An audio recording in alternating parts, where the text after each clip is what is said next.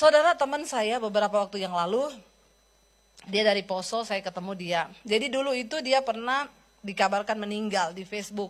Beritanya gini, innalillahi wa innalillahi rajiun, telah berpulang ke rahmatullah. Namanya ini, fotonya berdarah-darah diangkat di Facebook.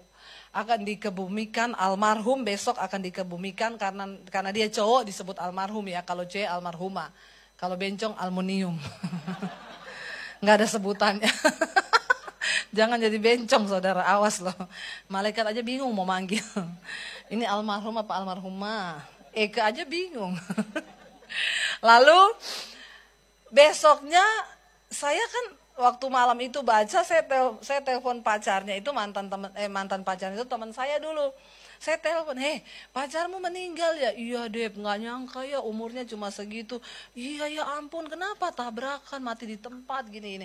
Besoknya ada berita di Facebook, diralat, dia ndak jadi mati. Saya telepon lagi teman saya, itu gimana sih? Memang nggak mati? Iya masih hidup. Ternyata tadi malam itu nggak tahu orang kali belum mati udah dibilang mati. Akhirnya berapa waktu lalu saya ketemu dia di Jakarta, di satu hotel. Saya lagi duduk di lobi sama teman-teman, dia datang. Dia gini, pagi Bu, ingat saya nggak? Saya lihat, kamu, kenapa nggak jadi mati kamu? Ya, saya bercanda ya. Saya pernah lihat kamu. Siapa bilang saya nggak jadi mati? Dep, saya mati 48 menit. Oh, saya bilang, tarik kursi dulu, tarik kursi. Penting ini, kita harus ngobrol nih. Berarti kamu mengalami perjalanan spiritual itu. Kamu harus cerita sama saya. Lalu dia cerita. Jadi gini Dep, waktu mati, saya lihat tubuh saya tergeletak di jalan. Saya lihat istri saya datang. Saya lihat mobil ambulans datang. Tapi nggak lama, tiba-tiba saya udah dibawa, naik oleh 2 orang berpakaian jubah putih. Jadi saudara, istrinya tuh dokter. Waktu dia dibawa di rumah sakit, udah dipastikan benar-benar mati, ditaruh di kamar mayat. Istrinya kan dokter, jadi nggak mungkin dibohongi lah ya. Pasti tahu kalau udah mati apa belum.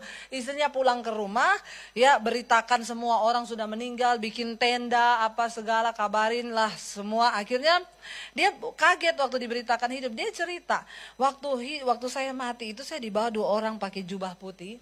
Terus dia bilang gini, bener loh Dep, waktu kita mati ternyata nggak ada urusan sama agama. Saya bilang, ya iyalah. Emang lo ditanya suruh isi buku tamu, nama, jenis kelamin, agama apa ada? Enggak. Bener-bener nggak ada hubungan sama agama. Saya bilang memang bener. Kenapa? Karena sesungguhnya yang manusia butuhkan di dunia ini bukan agama, tetapi Tuhan yang benar. Amin. Karena tidak ada satupun agama yang bisa menyelamatkan orang, termasuk agama Kristen. Makanya kalau engkau cuma punya roh agamawi yang beragama setiap minggu engkau ke gereja dan hidupmu tidak pernah berubah, maaf, tidak ada jaminan engkau masuk dalam kerajaan kekalnya Tuhan. Amin. Tolong diamini yang kenceng. Biar tobat, jangan bilang saya tidak mengingatkan nanti.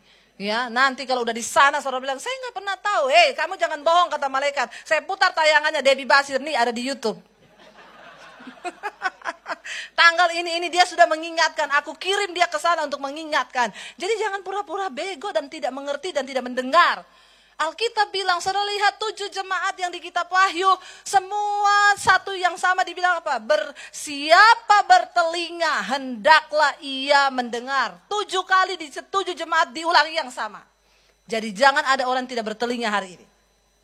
Lalu saya bilang makanya kita orang Kristen gak pernah bela-bela agama. Apalagi sampai berjilid-jilid. Karena kita tahu bukan agama lah yang menyelamatkan kita. Dia bilang dia dibawa naik pertama langit pertama, tingkat langit yang pertama. Di situ dia lihat orang-orang yang sudah mati.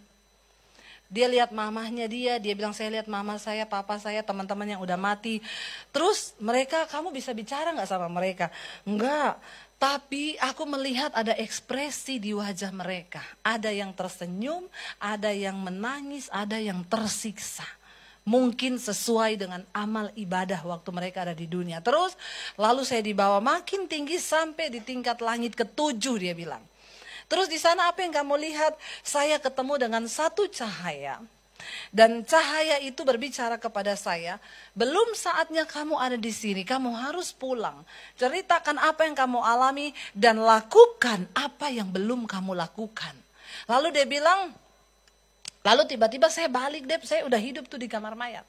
Saya tanya dia gini, jangan langsung kamu potong. Saya mau tanya, itu kamu bilang kamu sampai di langit ketujuh ketemu cahaya yang bisa suruh kamu hidup lagi dan mati. Berarti kamu ketemu yang maha kuasa, pemegang kehidupan.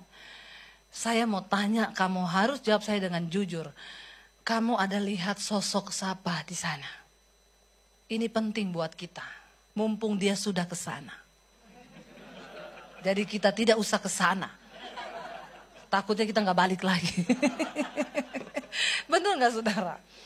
Dia bilang sampai di sana, lalu saya disuruh pulang. Saya bilang kamu bicara jujur sama saya, kamu pasti melihat sosok. Nggak mungkin nggak. Saya tunggu dia ngomong, saya takutnya dia ngomong ini, iya saya lihat Sumbokong. Waduh bahaya nih, berarti kita salah beriman ini. Ya ternyata di sana Sumbokong, waduh. Atau dia bilang Nyi Roro Kidul dan si buta dari gua hantu. Waduh berarti kita nggak usah jadi Kristen saudara. Karena ini orang netral kan, bukan orang Kristen. Saya paksa dia ngomong dong, kamu lihat siapa? Dengan suara yang pelan dia jawab saya gini, iya Dep, ada sosok yang saya lihat. Siapa yang kamu lihat di sana? Dia bilang, kamu mau tahu yang saya lihat di sana siapa? Nabi Isa Al-Masih. Tuhan Yesus Kristus. Wow, saya langsung gini, terima kasih Tuhan. Makanya saya bilang gini, kamu udah tahu kan? Kamu tahu saya siapa?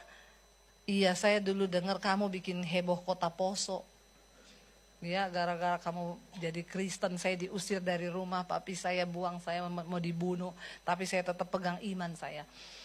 Saya bilang kalau Tuhan memberi kamu pengertian dan penglihatan seperti itu, berarti kamu dipilih Tuhan.